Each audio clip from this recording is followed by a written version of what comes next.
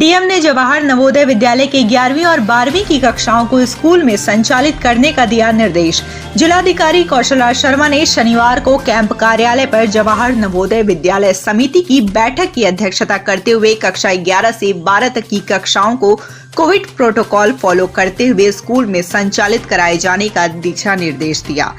उन्होंने स्कूल में सभी विषय के शिक्षकों की उपलब्धता के बारे में पूछा, छात्रों की संख्या, फीस की जानकारी भी ली। चोलापुर का लाल बना भारतीय सेना में लेफ्टिनेंट।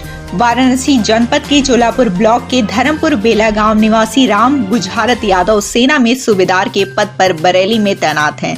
राम बुझारत यादव के पुत्र दिवाकर सिंह यादव का आज भारतीय सेना में लेफ्टिनेंट के पद पर चयन हुआ है।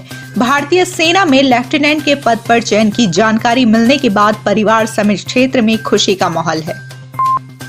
देव दीपावली के मद्देनजर नगर निगम टास्क फोर्स ने नगवा क्षेत्र में बेतरतीब लगी गुमटियों को हटवाया।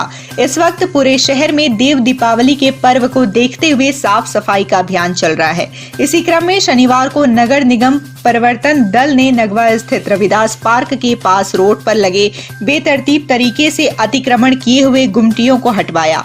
प्रवर्तन दल की टीम ने दुकानों से अवैध प्लास्टिक भी जब्त किया।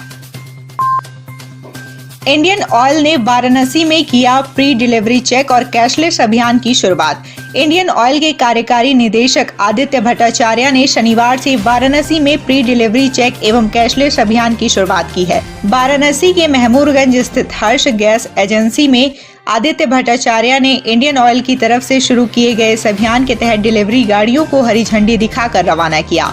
इस दौरान कोरोना महामारी में घर घर सिलेंडर पहुंचाने वाले डिलीवरी वालों को भी सम्मानित किया गया। आप प्लीज इसका खुद का जांच खुद कर लीजिए। हमारे डिलीवरी बॉय, उनके पास हम वेइंग मशीन रखे हुए हैं, ओरिंग चेक करने का मशीन रखे हुए हैं, वाल्व लीकेज मशीन रखे हुए हैं। काइंडली उनको बोलिए कि हमें ये करके दिखाइए और खुद दिखाएंगे।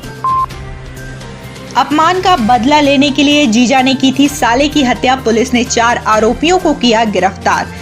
थाना लंका पुलिस ने सीसीटीवी फुटेज, सर्विलांस और मुखबिर की सहायता से 4 अभियुक्त गणेशु कुमार भारती, विष्णु शर्मा, अविनाश राय उर्फ अंशु और राजेश कुमार भारती को गिरफ्तार किया है। पूछताछ में अविनाश राय उर्फ अंशु ने बताया कि उसके साले आलोक ने उसे लगभग 2 माह पहले लंका चौराहे के पास 2-3 झापड़ मारा था तथा दुर्गा कुंड पर भी सबके सामने मारा था, जिसका बदला लेने के लिए उसने अपने साले आलोक राय की हत्या कर दी थी।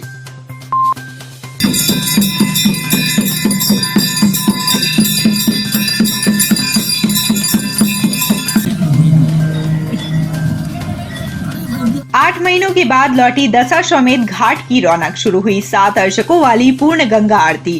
कोरोना काल के 8 महीनों के बाद एक बार फिर गंगा तट पर रौनक लौट चुकी है। दशाश्वमेध घाट पर होने वाली शाम की मां गंगा आरती 8 महीने के बाद 7 अर्चकों ने शाम की गंगा आरती संगीतमय प्रस्तुति के साथ की। इस साल 18 मार्च से ही गंगा सेवा निधि द्वारा दशाश्वमेध घाट पर होने वाली इस विश्व प्रसिद्ध मां गंगा की दैनिक आरती को सांकेतिक ढंग से केवल एक अर्चक द्वारा कराई जा रही थी। इसी के साथ इस बात की भी संभावना बढ़ गई है कि इस देव दीपावली पर दशाश्वमेध घाट पर पारंपरिक महाआरती का भी आयोजन होगा, जिसमें 21 अर्चकों के साथ 42 रिद्धि सिद्धि स्वरूप कन्याएं भी मौजूद रहेंगी। 11 लाख दीपों से सजेंगे काशी के घाट। अयोध्या की तर्ज पर हो रही देव दीपावली मनाने की तैयारी। बाबा विश्वनाथ की नगरी में इस बार देव दीपावली को यादगार बनाने के लिए प्रशासन द्वारा भव्य आयोजन किया जा रहा है। पिछली बार जहां 5 लाख दीपों से घाटों को प्रकाशमान किया गया था, तो वहीं इस बार 11 लाख दीप घाटों की शोभा बढ़ाएंगे।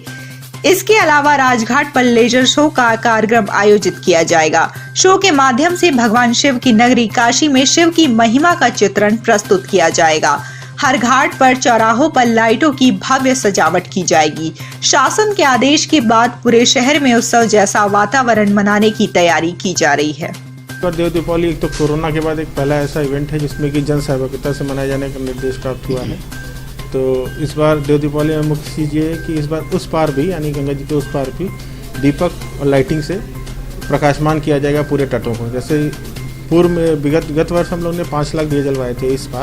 इस बार वो समितियां दिए जलाएंगी, साथ में उस पार गंगा जी के उस पार जो गंगा समितियां बनी हैं, वॉलेंटियर, स्काउट, गाइड, एनएसएस और इन सब चीज़ों के नोडल अधिकारी कमिश्नर साहब द्वारा VCVD साहब को बनाया गया है। तो एक तो ये एडेड फीचर रहेगा और संभवतः लेजर शो भी होगा। हम लोगों ने टेंडर किया है।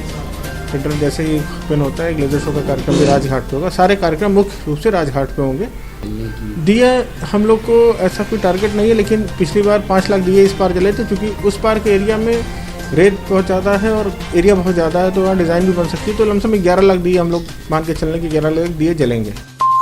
वाराणसी में पुरानी रंजिश को लेकर युवक ने की अपने रिश्ते में चाचा की गोली मारकर हत्या। कैंट थाना क्षेत्र के लालपुर मस्जिद के पास शनिवार को पड़ोस में ही रहने वाले जुगनू ने शाहिद इकबाल नामक व्यक्ति को गोली मारकर हत्या कर दी। घटना की सूचना मिलते ही मौके पर पहुंची पुलिस जांच पड़ताल और आरोपी की गिरफ्तारी में जुट गई है।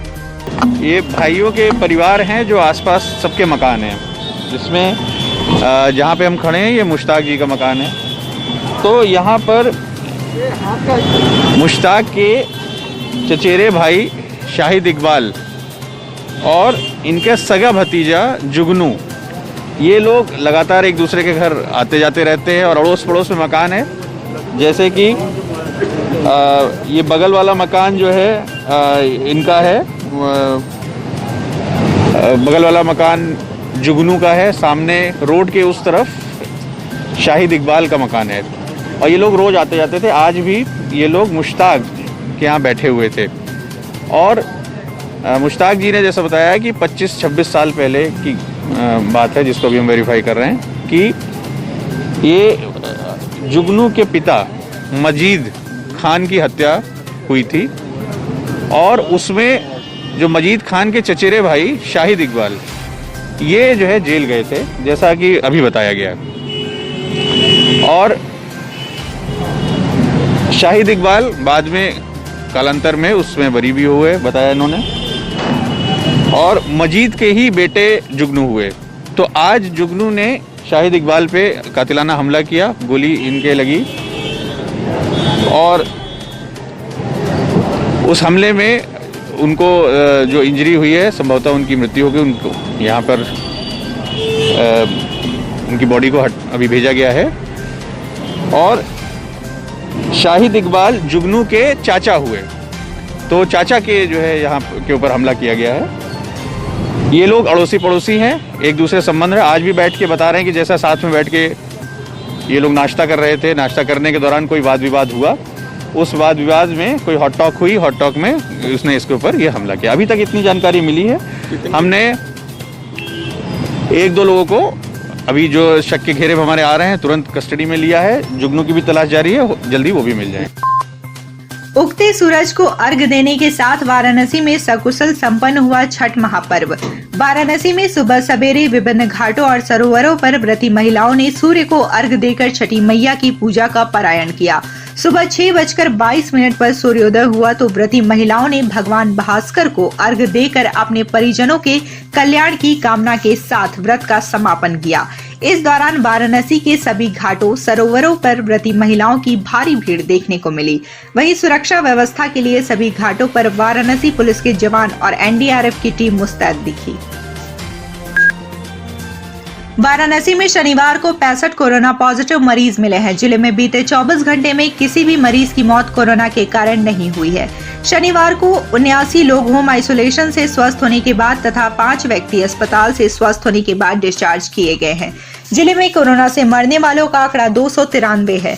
अब तक 18,356 कोरोना पॉजिटिव मरीज वाराणसी में मिल चुके हैं। इनमें से 17,398 लोग स्वस्थ हो चुके हैं, जबकि एक्टिव मरीजों की संख्या 665 है।